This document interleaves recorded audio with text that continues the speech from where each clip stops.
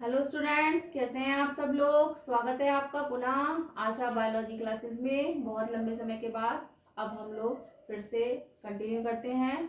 आज हमारा बायो का टॉपिक है पोषण और न्यूट्रिशन। चलिए इसको पढ़ते हैं, देखते हैं इसमें क्या है। पोषण पोषण किसे कहते हैं, सबसे पहले इसकी परिभाषा आती है। तो पोषक पदार्थों को ग्रहण करके उनको बॉडी की प्रत्येक कोशिका तक पहुंचाने की संपूर्ण क्रिया को हम पोषण कहते हैं। वही वो सारे पदार्थ जो हमारी बॉडी के लिए आवश्यक हैं उनको हम जो है ग्रहण करके और अपनी बॉडी को पूरी तरह उनकी सेल्स तक पहुंचाने का जो काम करते हैं वो पोषण क्रिया के अंतर्गत किया जाता है। इन सभी पोषक पदार्थों को जिनसे जीव ऊर्जा प्राप्त करते हैं तथा नई कोशिकीय पदार्थों का संश्लेषण करते हैं उन्हें पोषक पदार्थ कहा जाता है। पोषण शब्द की उत्पत्ति को अगर देखा जाए तो पोषण शब्द की उत्पत्ति पोषक शब्द से हुई है। अतः पोषक एक ऐसा पदार्थ है जिसे एक जीवधारी अपने पर्यावरण से प्राप्त करता है और इसका उपयोग ऊर्जा के स्रोत तथा शारीरिक घटकों के सिंथेसिस या जैव संश्लेषण के लिए करता है। अब आगे देखते हैं। पोषण जीवधारियों द्वारा पोषकों के अंतर्ग्रहण और उसके उपयोग की क्रिया कहलाती है। उस क्रिया में हम क्या क्या जो तत्व हैं या क्या क्या चीजें हैं जिनको हम ग्रहण करते हैं उनको एक बार देखते हैं। उसमें है, सबसे पहले आता है कार्बोहाइड्रेट, प्रोटीन, फैट्स, माइक्रोन्यूट्रिएंट्स। तो ये सब जो है क्या कहलाते हैं, पोषक तत्व कहलाते हैं। ऐसे तत्व जिनको लेने से हमारे शरीर की कोशिकाओं के लिए ये उपयोगी है और उनकी वृद्धि और हर तरह की उनकी ग्रोथ जो होती है वो इन तत्वों के न्यूट्रिएंट के लेने से जो है वो कंप्लीट हो जाती है। तो पोषण के अगर देखा जाए तो इसके मुख्यतः दो मेथड है या दो विधियां हैं इसकी। पहला विधि है स्वपोषण, जिसे पादप संभोजी या ऑटोट्रॉपिक या होलोफिटिक न्यूट्रिशन के अंतर्गत रखा जाता है। दूसरी क्रिया देखते हैं, दूसरी क्रिया है परपोषण या विषम पोषण, जिसे कि हेटरोट्रॉपिक न्यूट्रिशन कहा जाता है। आइए इनको देखते हैं वन बाय वन। इस क्रिया में आगे बढ़ते हैं। सबसे पहले आता है स्वपोषण, ऑटोट्रॉपिक। तो सब जानते ही हैं, ऑटो मतलब स्वयं, स्वयं यानी कि खुद जो पोषण जो है हम प्राप्त करते हैं। तो ऐसा खुद पोषण कौन प्राप्त करते हैं आप सबको पता ही है, सब लोग अच्छे से जानते हैं कि पेड़ पौधे जो है वो खुद अपना भोजन बनाते हैं। तो ऐसे जीवधारी अत्यंत सरल पदार्थों से अपनी भोजन सामग्री का निर्माण स्वयं करते हैं। इस प्रक्रिया को स्वपोषण तथा ऐसे जीवधारियों को स्वपोषी या ऑटोट्रॉप कहा जाता है। इस प्रकार अगर देखा जाए तो स्वपोषी पोषण एक ऐसा पोषण है जिसमें जीवधारी जैव पदार्थों का संश्लेषण अकार्बनिक स्रोतों से करते हैं। मतलब अकार्बनिक स्रोत कौन कौन से, वही light, energy, oxygen, carbon dioxide, minerals, इन सबको लेकर क्या करते हैं पेड़ पौधे कार्बोहाइड्रेट और क्लोरोफिल की प्रेजेंस में जो है वो फूड का फॉर्मेशन करते हैं। इसके बाद स्वपोषी को अगर देखा जाए तो स्वपोषी जीवों को हम दो प्रकार से बांट सकते हैं। पहले आते हैं प्रकाश संश्लेषी, जिन्हें फोटोसिंथेसाइजर कहते हैं। ये जीव पर्णहरिण की सहायता से सौर ऊर्जा को ग्लूकोज में बांध देते हैं या जोड़ के रखते हैं और वहां से फिर क्या करते हैं, ये कार्बन डाइऑक्साइड और जल को लेकर ग्लूकोज का फॉर्मेशन या निर्माण करते हैं। इस प्रोसेस या इन जीवों के अंतर्गत जो है हरे पेड़ पौधे आते हैं और ग्रीन प्रोटिस्टा जो इसके अंतर्गत युगलीना जो आता है वो स्वपोषी जीव जो है वो इसके अंतर्गत आता है। इसके अलावा अब दूसरे प्रकार के जीव हैं उनको हम कहते हैं रसायन संश्लेषी जीव या कीमोसिंथेसाइजर। ये इस प्रकार के जीव ये वे जीव होते हैं जो शरीर में बने कार्बनिक पदार्थों के विघटन से उत्पन्न ऊर्जा जो है उसको काम में लाते हैं। ऐसे इन अगर जीवों को देखा जाए तो उसमें कौन कौन से जीव आते हैं, जैसे कि गंधक बैक्टीरिया है, नाइट्राइट बैक्टीरिया है या नाइट्रेट बैक्टीरिया जो है ये चित्र के द्वारा प्रदर्शित है आपको। और नाइट्रोसोमोनास या नाइट्रोबैक्टर रसायन संश्लेषी बैक्टीरिया इसके उदाहरण हैं। इसके बाद देखते हैं परपोषण, हेटरोट्रॉपिक न्यूट्रिशन। ये जो है ऐसे जीवधारियों में देखने के लिए मिलता है जो फोटोसिंथेसिस की प्रोसेस नहीं होती है, जिनमें मतलब वो अपना भोजन खुद नहीं बनाते हैं, अपने भोजन के लिए किसी दूसरे पर निर्भर होते हैं, किसी दूसरे स्रोत के द्वारा अपना भोजन प्राप्त करते हैं। तो ऐसे जीवधारी क्या कहलाते हैं? परपोषी या विषमपोषी कहलाते हैं। तो इस प्रकार अगर देखें तो इस पोषण में ऊर्जा की प्राप्ति प्लांट और एनिमल सोर्सेज से प्राप्त जैव पदार्थों के अंतःग्रहण और पाचन द्वारा की जाती है।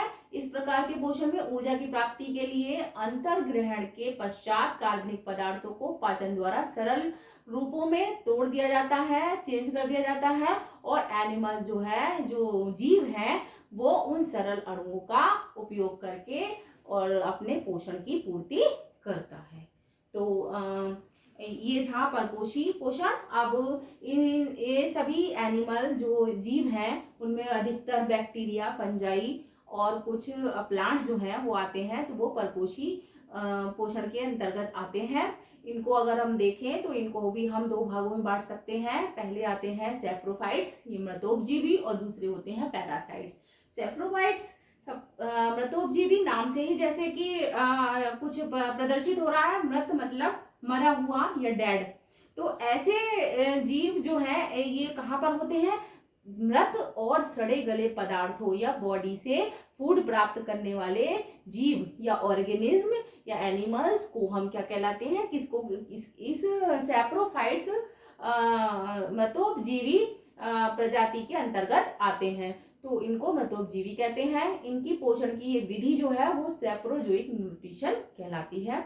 उदाहरण जो है चित्र से प्रदर्शित हो ही रहा है, आप देखिए गौर से, इसमें देख रहे हैं कि एक ब्रेड जो है उसके ऊपर जो है फंगस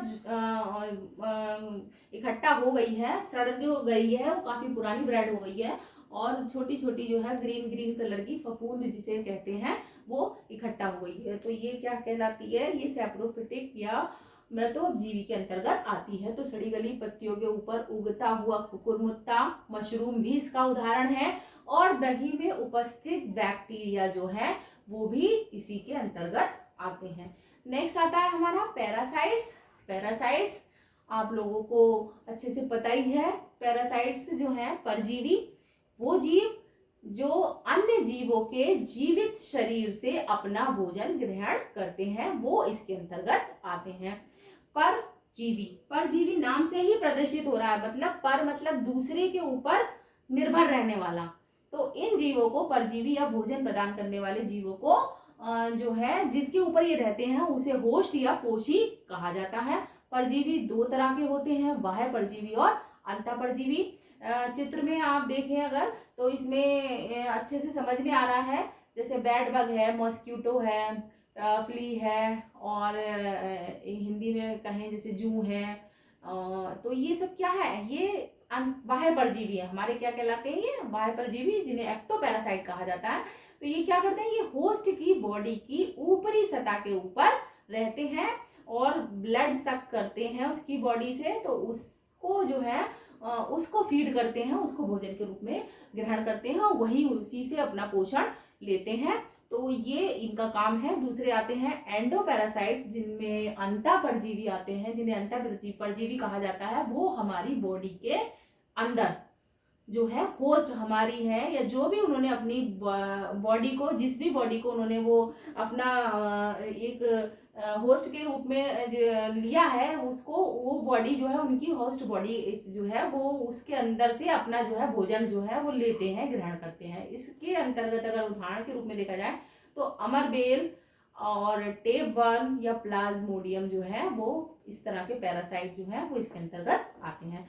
एक्टोपैरासाइट जो है और एंडोपैरासाइट, तो ये तो रहे हमारे एक्टो और एंडोपैरासाइट।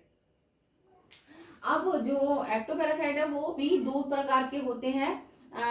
किस तरह के हैं? पहला है इंट्रासेल्यूलर पैरासाइट और दूसरा है इंटरसेल्यूलर पैरासाइट। छोटा सा ध्यान देने वाला इसमें जो है वो चीज़ ये है कि हमें समझना है कि इंटर क्या है और इंट्रा क्या है।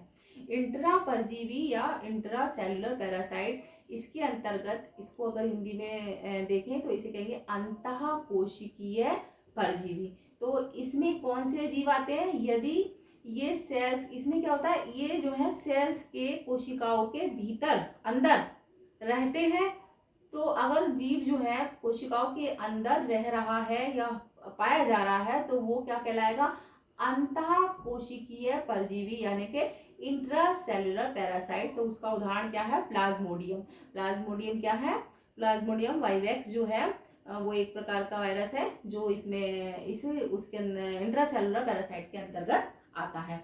दूसरा है इंटरसेल्युलर पैरासाइट। यदि ये सेल्स के क्या होता है, ये सेल्स के बाहर टिश्यूज ऊतक जो होते हैं उनमें पाया जाता है, वहां रहता है, तो इन्हें क्या कहते हैं, ये इसको अंतरा कोशिकीय परजीवी या इंटरसेल्युलर पैरासाइट के अंतर्गत रखा जाता है। इसका अगर उदाहरण देखें तो इसमें आता है एंटमीबा हिस्टोलिटिका। एंटमीबा जो है उसकी प्रजाति इसके अंतर्गत आती है जो कि टिश्यूज में रहकर और बॉडी को से अपना पोषण लेती है। भोजन के प्रकार के आधार पर अगर हम देखें तो विषमपोषी, परपोषी या हेटेरोट्रॉपिक जंतुओं को हम निम्नलिखित श्रेणियों में बांट सकते हैं। पहली श्रेणी है इसके अंतर्गत शाकाहारी या हर्बीवोरस। पिछले लेक्चर्स में मैंने आपको बताया है शाकाहारी वैसे नाम से भी प्रदर्शित होता है। शाक मतलब ग्रीन वेजिटेबल्स या ग्रीनरी जो भी प्लांट हैं उनको अगर जो खाते हैं, वो हर्ब्स को खाते हैं, वो जो है शाकाहारी जीव कहलाते हैं। तो इसके अंतर्गत गाय, हिरन, घोड़ा आदि जो है वो आते हैं। अगला जो है हमारा आता है इसके बाद मांसाहारी जीव आते हैं। मांसाहारी जीव देखिए ये चित्र में दिखाई दे रहा है। इसमें जो नाम से ही प्रदर्शित है, जो मांस या मीट को जो है वो या दूसरे एनिमल की बॉडी को जो है फूड के रूप में ग्रहण करता है, वो क्या कहलाता है, मांसाहारी या कार्निवोरस एनिमल्स के अंतर्गत आता है। इसमें जैसे शेर, चीता, भेड़िया ये सब जो है वो मांसाहारी जीव जो है आते हैं। इसी में एक वैरायटी या प्रजाति होती है, उसे प्रीडेशियस या परभक्षी कहा जाता है। वे जीव जो मांसाहारी जंतुओं को स्वयं अपना शिकार करने के पश्चात उनको खाते हैं। अब देखिए दो तरह की बातें आती हैं, मांसाहारी वो भी मांस खा रहे हैं और प्रीडेशियस या परभक्षी है वो भी अपना मांस खा रहे हैं, लेकिन क्या फर्क है इसमें, वो जो है परभक्षी जो जीव हैं वो खुद स्वयं से अपना शिकार करके खुद खा रहे हैं। उन्हें अगर मीट मिल जा रहा है, कहीं पहले से डेड बॉडी मिल जा रही है, कोई मरा हुआ एनिमल मिल जा रहा है, तो वो उसको ही लेकर फीड नहीं कर रहे हैं, ये क्या कर रहे हैं, स्वयं खुद अपना जो है शिकार कर रहे हैं और फिर उसको ले रहे हैं फूड के रूप में। तो इसमें क्या है, छिपकली और शेर जो है वो इसी प्रकार की प्रजाति के अंतर्गत आते हैं। फिर आता है ओमनिवोरस। ओमनिवोरस जो है उसके अंतर्गत वे इस तरह के जीव आते हैं जो शाकाहारी और मांसाहारी दोनों को ही फूड के रूप में लेते हैं, खाते हैं या उनका भक्षण करते हैं। इसमें मनुष्य जो है वो इसका सबसे बड़ा उदाहरण है और कॉकरोच भी इसके अंतर्गत आता है। और भी कई जीव हैं जो इसके अंतर्गत आते हैं, तो वो सर्वाहारी में उदाहरण है। फिर इसके बाद आता है फलाहारी या फलभक्षी। इस प्रकार के जीव जो खाली फल खाते हैं, जैसे हमारे बर्ड्स हैं, तोता वगैरह, तो वो जो है फलाहारी जीव के अंतर्गत आते हैं। इसके बाद आता है रुधिरहारी। रुधिरहारी देखिए बहुत इंपॉर्टेंट है, ये सैंग्विवोरस। इसको गौर से देखिए चित्र में, ये इसका उदाहरण जो है ऐसे जीव जो खून चूस कर जो है अपना भोजन ग्रहण करते, खून चूस कर, उन्हें रुधिरहारी कहा जाता है। इसके अंतर्गत जैसे जोंक है वो आती है, मच्छर है वो भी खून चूसते हैं, खून सब करते हैं, तो वो भी जो है मॉस्किटो, ये भी रुधिरहारी के अंतर्गत आएंगे। कीटभक्षी इंसेक्टिवोरस, वे एनिमल जो केवल इंसेक्ट्स को खाते हैं, ये कीटभक्षी कहलाते हैं, जैसे कि मेढक, चींटीखोर जो है वो इसके उदाहरण हैं। इसके बाद आता है मृतभक्षी। तो ये मृतभक्षी जीव जो है वो खाली मरे हुए जानवरों को खाकर अपना जीवन का निर्वाह करते हैं। इसमें गिद्ध है जो इसका उदाहरण है, तो वो इसके अंतर्गत आता है। आगे देखते हैं विष्ठाभोजी। एक जो है स्पेशल इनमें लक्षण पाया जाता है, इस तरह के जीवों में इन्हें कॉर्पोफेगस जीव कहा जाता है। इसमें जैसे खरगोश है, खरा, ये इसका उदाहरण है। मतलब इनकी ये क्या करते हैं कि ये खाने में जो भोजन ग्रहण करते हैं उसमें सेल्यूलोज जो होता है, ये ग्रीन प्लांट्स या ग्रीन लीव्स को खाते हैं, तो जो उन लोगों में क्या होता है कि सेलुलोज के पाचन के लिए उनमें जो है वो आंत में उनकी क्वालिटी पाई जाती है कि वो सेलुलोज को पचा लें आसानी से। ये जो जीव हैं, खरगोश हैं, वो एक बार में सेलुलोज का पाचन नहीं कर पाते हैं। तो क्या करते हैं कि ये अपनी पॉटी या स्टूल जो होती है उसको दोबारा खा लेते हैं, और खाने के बाद उसको जो है उसका फिर से डाइजेशन उनका होता है बॉडी में, और उससे फिर जो है ये सेलुलोज को, तो इस तरह से ये 2 बार जो है वो फूड जो है की फॉर्म में, एक बार नॉर्मल फूड और एक बार जो है स्टूल के फॉर्म में जो है अपना फूड लेते हैं, उससे जो है इनके सेलुलोज का जो बॉडी में पाचन होता है। तो इन जीवों को विष्ठाभोजी जीवों के अंतर्गत रखा जाता है। फिर आता है स्वजाति भक्षी जीव। कुछ एनिमल ऐसे होते हैं जो अपनी ही जाति के जीवों को खाते हैं, उनको ही खाकर अपना जीवन निर्वाह करते हैं। इसके अंतर्गत जो है कॉकरोच आता है। आगे आगे बढ़ते हैं, इसमें अब आगे आते हैं, इसमें हमने अब प्राणी सम या जंतु संपोषण होलोजोइक न्यूट्रिशन क्या होता है उसको देखते हैं।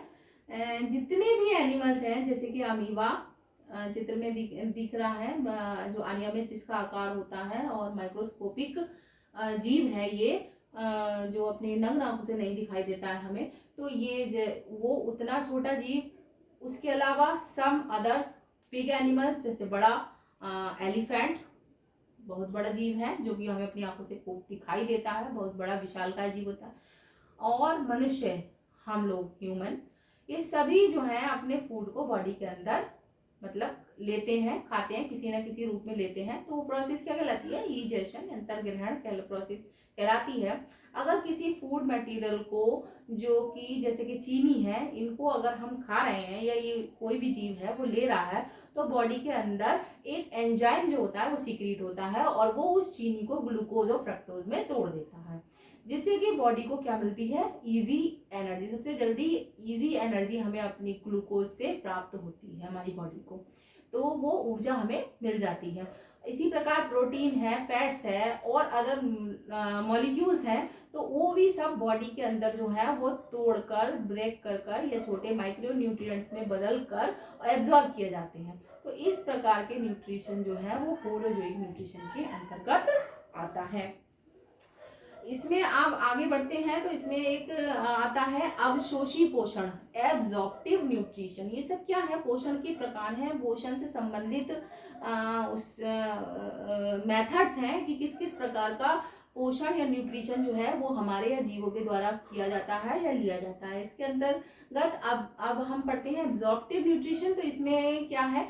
इसमें फंजाई, फफूंदी जिसे कहते हैं, अपने स्रोत से पोषण दूसरी प्रक्रिया से प्राप्त करती है। ये चीनी या शुगर के संपर्क में अगर आ जाती है तो ये चीनी का अंतःग्रहण नहीं करती है, बल्कि एक एंजाइम सीक्रेट करती है जो कि इसके शरीर से बाहर निकलता है और उस चीनी को छोटे मॉलिक्यूल, सिंपल मॉलिक्यूल ग्लूकोज और फ्रक्टोज में तोड़ देता है। उस ग्लूकोज और फ्रक्टोज को, ये इन सिंपल मॉलिक्यूल्स को इसकी बॉडी क्या करती है? एब्जॉर्ब कर लेती है और उसकी बॉडी को एनर्जी प्राप्त हो जाती है। तो इस प्रकार का पोषण जो है वो फंजाई में पाया जाता है और इस पोषण को क्या कहते हैं? एब्जॉर्प्टिव, अवशोषी पोषण कहते हैं। इसके बाद आता है heterotrophic mode of nutrition in plant. अब इस प्रकार के न्यूट्रिशन प्लांट में किस प्रकार से प्रोसेस इसकी होती है? तो कुछ प्लांट जो है वो क्लोरोफिल होते हुए भी फोटोसिंथेसिस प्रोसेस, जिसे प्रकाश संश्लेषण कहते हैं, द्वारा अपना भोजन का निर्माण करने में असमर्थ होते हैं, नहीं मतलब अपने भोजन का निर्माण करते हैं। तो ऐसे प्लांट अपने भोज्य पदार्थों के लिए दूसरे पौधों पर निर्भर रहते हैं। कुछ ऐसे आंशिक रूप से तथा कुछ पूर्ण रूप से दूसरे पौधों पर निर्भर करते हैं, या कुछ जीव भी होते हैं या उन जीवों के ऊपर ये निर्भर रहते हैं, तो उनको देख लेते हैं। उसके अंतर्गत क्या आता है? मेथड ऑफ न्यूट्रिशन के बेस पर इन्हें हम निम्नलिखित ग्रुपों में या विभागों में बांट सकते हैं। पहला आते हैं परजीवी पौधे, दूसरे सहजीवी पौधे, तीसरे नंबर पर आते हैं मृतोपजीवी पौधे और चौथे नंबर पर आते हैं कीटभक्षी पौधे। तो पहला जो है हमारा पैरासिटिक प्लांट जो है, वो चित्र में देखिए आप, जो है ये ट्री के ऊपर जो है दूसरे स्पीशीज का प्लांट जो है वो चिपका हुआ है, उसको अच्छे से पकड़ रखा है। इसकी चित्र में आप देख रहे होंगे छोटे छोटे ये कुछ पैचेस या स्टॉपर टाइप के जो लगे हुए हैं, ये क्या है, इनको हस्टोरिया या चूसकांग कहा जाता है। इन चूसकांगों के द्वारा ये अपने होस्ट बॉडी के ऊपर अच्छी तरह से चिपक जाते हैं और उसकी बॉडी से जो फूड भी लेना है, जिस भी फॉर्म में लेना है, लिक्विड फॉर्म में, वो सक करते हैं, चूसते हैं और उसके द्वारा अपना न्यूट्रिशन या पोषण जो है वो प्राप्त करते हैं। तो कुछ प्लांट्स जो अपना भोजन अन्य प्लांट की सेल से स्पेशल ऑर्गन, जिन्हें चूसकांग कहा जाता है, हिस्टोरिया कहा जाता है, प्राप्त करते हैं। तो फूड देने वाले प्लांट को होस्ट कहा जाता है और फूड लेने वाले प्लांट को पैरासाइट कहा जाता है। अब आता है पैरासिटिक प्लांट। होस्ट प्लांट की सेल से चूसकांगों द्वारा जल या खनिज लवण तथा कार्बनिक यौगिकों का अवशोषण करते हैं और ये जीव जो है वो 4 भागों में बटे हुए होते हैं। पहला है पर्णमूल परजीवी, दूसरे हैं आंशिक मूल परजीवी, तीसरा है पूर्ण स्तंभ परजीवी और चौथा है आंशिक स्तंभ परजीवी। स्तंभ और मूल जो है, मूल से प्रदर्शित हो रहा है, मूल रूट को कहा जाता है और स्तंभ जो है वो तने को कहा जाता है। तो कुछ तो जड़ों में पैरासाइट की फॉर्म में होते हैं, पूर्णतया और आंशिक, 2 इसमें प्रकार हैं। और इसके बाद आता है तनों में पैरासाइट की फॉर्म में है, उसमें भी पूर्णतया और आंशिक जो है वो 2 प्रकार के परजीवी पाए जाते हैं। तो इनको देखते हैं। पहला परजीवी है टोटल रूट पैरासाइट या पूर्ण मूल परजीवी। पूरी तरह से रूट पे परजीवी की फॉर्म में ये अपना जो है जीवन का निर्वाह करता है। तो ये प्लांट होस्ट प्लांट की रूट पर कंप्लीटली डिपेंड होते हैं। इसके उदाहरण अगर देखे जाए तो इसमें गंठवा नाम का जो है वो प्लांट आता है, उसमें ये क्या है, लीव्स एब्सेंट होती है तथा ये बैगन या तंबाकू आदि की रूट्स पर पैरासाइट की फॉर्म में पाया जाता है। दूसरा अगर देखें तो उसमें पार्शियल वाला अगर उसको देखा जाए कि आंशिक रूप से रूट पर जो परजीवी है, तो ये क्या करते हैं, ये प्लांट होस्ट प्लांट की रूट पर पार्शियली डिपेंड होते हैं और ये होस्ट की रूट से वाटर तथा मिनरल्स को एब्जॉर्ब करके स्वयं फूड का निर्माण क्लोरोफिल की सहायता से करते हैं। तो इसके उदाहरण में अगर देखा जाए तो इसमें चंदन आता है। तीसरा क्रम आता है टोटल स्टेम पैरासाइट का। पूरी तरह से तने पर निर्भर जो है वो कौन से परजीवी हैं, तो ये प्लांट स्टेम की सेल पर पूर्ण रूप से डिपेंड रहते हैं और इसके अंतर्गत कसकटा, रिफ्लेक्सा या अमरबेल आती है। ये देखिए चित्र में प्रदर्शित हो रहा है, पूरा इसने पौधे को कवर कर लिया है और पूरी तरह से इस पौधे पर वो जो है अमरबेल उसकी बॉडी पर छा गई है और अपना पोषण जो है उसकी उस पौधे से प्राप्त कर रही है। नींबू, बेर, करौंदा भी इसके उदाहरण है। इनकी जाइलम और फ्लोएम सेल्स में से सक्टोरियम द्वारा फूड और वाटर का एब्जॉर्प्शन होता है। ये येलो कलर का प्लांट है जिस पर सफेद रंग के फूल लगते हैं। इसके स्टेम पर स्मॉल लीव्स प्रेजेंट होती हैं। इसके बाद आता है पार्शियल या आंशिक रूप से तने पर निर्भर पैरासाइट। तो ये प्लांट के तने की सेल्स में वाटर और मिनरल का एब्जॉर्प्शन करके सेल्फ फूड का फॉर्मेशन करते हैं। इसमें विस्कम ओक जो है या सेब के ऊपर पाया जाने वाला पैरासाइट है, चित्र में प्रदर्शित है। ये जो नीचे दिखाई दे रहा है वो पैरासाइट ने पूरे सेब के प्लांट को कवर कर लिया है और उसकी बॉडी पर ये पैरासाइट की फॉर्म पे पाया जा रहा है। शीशम और बबूल पर भी एक पैरासाइट पाया जाता है जिसे कि लोरेंथस नाम से जाना जाता है। इसके बाद आता है सिम्बायोटिक प्लांट। इसके अंतर्गत लाइकेन को रखा जाता है। तो सिम्बायोटिक का सेंस है कि सहजीवी, सह मतलब खुशी से, राजी खुशी से कि तुम भी हमारे साथ रहो, हम भी तुम्हारे साथ रहें और मतलब दोनों का फायदा हो। तो इस तरह का जो है एक पैर का पियर टाइप करके जो प्लांट रहते हैं तो उन्हें सिम्बायोटिक प्लांट कहते हैं। जब 2 प्लांट इस प्रकार से रिलेटेड रहते हैं कि दोनों एक दूसरे के लिए यूजफुल हों, तो इस प्रकार के रिलेशन को सिम्बायोसिस कहा जाता है तथा इन प्लांट को सिम्बायोटिक प्लांट के अंतर्गत रखा जाता है। इसमें लाइकेन फली वाले प्लांट लेग्यूम्स और जड़ों की गांठों में बैसिलस रेडिसियोला नाम की जो है बैक्टीरिया या पाए जाते हैं, वो इस सिम्बायोटिक प्लांट्स के अंतर्गत आते हैं। फिर आता है सैप्रोफिटिक प्लांट। इस वर्ग के प्लांट डेड या मृत एनिमल्स का विघटन या डिकम्पोजिशन करके, उनको डिकम्पोज करके उनसे कार्बनिक यौगिकों का अवशोषण करते हैं। तो ये सैप्रोफिटिक प्लांट के अंतर्गत आते हैं। इसके एग्जाम्पल में मशरूम, आपने देखा होगा कि कहीं भी जैसे सड़ गई हो मिट्टी या फिर लकड़ी या कुछ भी, तो उसके ऊपर देखो छोटे छोटे छतरियाँ जो है बच्चों ने देखी होगी, हम लोगों ने भी देखी हैं, तो वो उगाती हैं, उनको मशरूम जो है कहते हैं। तो वो हालांकि खाने वाले मशरूम अलग होते हैं और ये मशरूम अलग है, इनको कोई ना खा ले, लेकिन ये जो है उसके सैप्रोफिटिक प्लांट के अंतर्गत आते हैं। तो ये सड़े गले पदार्थों पर उगते हैं और उनसे अपना भोजन प्राप्त करते हैं, उनको टोटली डिकम्पोज कर देते हैं, मिट्टी में मिला देते हैं और खुद खड़े हो जाते हैं। और राइजोपस एस्परजिलस म्यूकर नामक फंजाई जो है वो गीली ब्रेड और लेदर के ऊपर जो है निर्भर करते हैं, तो वो भी इसके अंतर्गत आते हैं।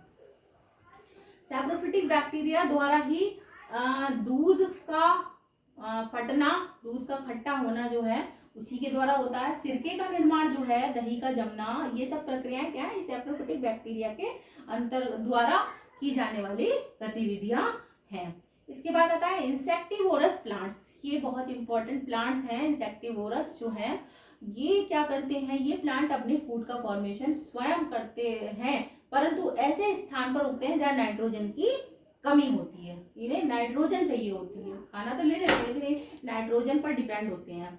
तो ये क्या करते हैं, इस कमी को, नाइट्रोजन की कमी को पूरा करने के लिए ये कीटों को खाते हैं और इन पौधों को कीटभक्षी पौधे कहा जाता है।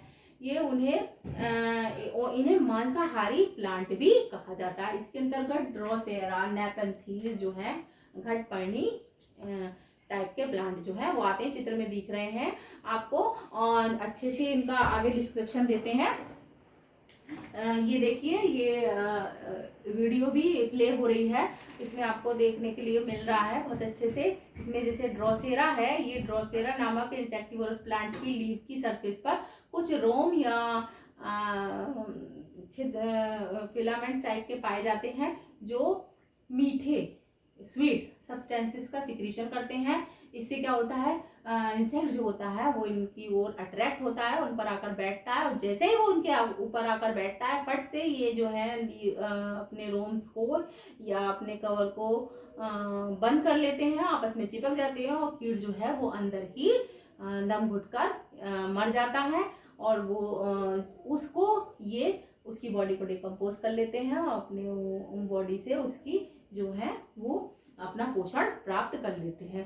तो इस तरह से वो एंजाइम्स जो सीक्रेट होते हैं वो उस कीट को मार के और इनके लिए पोषण जो है वो प्रोवाइड करा देते हैं। अगला उदाहरण है, जैसे इसमें नेपेंथीज है, ये चित्र में प्रदर्शित हो रहा है, हिंदी में घटपर्णी कहते हैं। इसका आकार क्या होता है, घड़े की तरह होता है, तो इसे पिक्चर प्लांट भी कहा जाता है।